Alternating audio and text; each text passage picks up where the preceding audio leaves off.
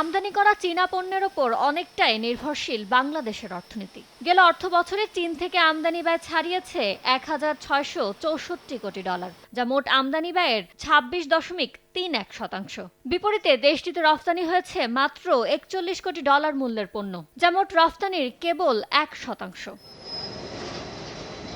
বড় অঙ্কের এই বাণিজ্য ঘাটতি কমাতে বাংলাদেশের পাশেও দাঁড়িয়েছে বিশ্ব অর্থনীতির শীর্ষ দেশ চীন।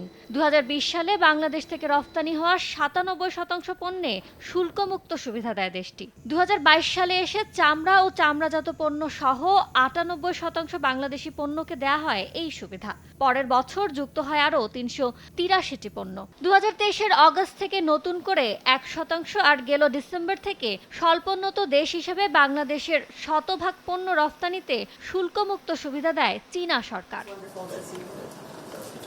এই অবস্থায় প্রধান উপদেষ্টার এবারের চীন সফরে শুল্কমুক্ত সুবিধা বাস্তবায়নে দর কষাকষির তাগিদ দিচ্ছেন ব্যবসায়ীরা।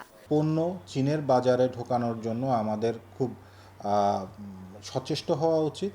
২ হচ্ছে তাদের এখান থেকে আমরা যত বেশি বিনিয়োগ বাংলাদেশে নিয়ে আসতে পারবো, এই দুইটার সম্মিলনেই কিন্তু আমরা চীনের সাথে যে আমাদের একটা বড় ট্রেড গ্যাপ আছে সেটাকে কমিয়ে আনতে পারি। আশা করি যে এই বিষয়গুলো এইবার যথাযথভাবে উত্থাপিত হবে। বাংলাদেশের শীর্ষ বিনিয়োগকারী দেশগুলোর মধ্যে কখনো দ্বিতীয় আবার কখনো তৃতীয় অবস্থানে থাকে চীন। দেশটিতে রফতানি বাড়িয়ে বাণিজ্য ঘাটতি কমাতে চীনা বিনিয়োগ আকর্ষণে গুরুত্ব দেওয়ার পরামর্শ অর্থনীতিবিদদের। আমাদের যে ট্রেড বাস্কেটটা আছে চীনের সঙ্গে, এইটাকে আরও বৈচিত্র্যময় করা, এই দিকে দৃষ্টিটা দিতে হবে। উৎপাদন ক্ষমতাটাকে বৃদ্ধি করা, যাতে আমরা রপ্তানিযোগ্য পণ্যের উৎপাদনটা বাড়াতে পারি। প্রতিবেশী যেসব দেশ, সেসব দেশের সাথে যদি বাণিজ্য সম্পর্ক আরও ভালো করতে পারে, বিশেষত চীনের বিনিয়োগ বাংলাদেশে আসা, সেই বিনিয়োগের উপর ভিত্তি করে বাংলাদেশের রপ্তানি চীনের বাজারে যাওয়া, সাপ্লাই সাইড ক্যাপাসিটিগুলো আমরা বাড়াতে পারি, উৎপাদন সক্ষমতা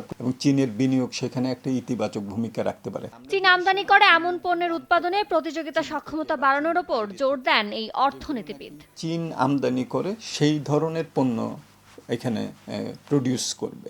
ইয়ানুর শিফাত, সময় সংবাদ, ঢাকা। করতে পারি, তাহলে কিন্তু চীনের বাজারে আমরা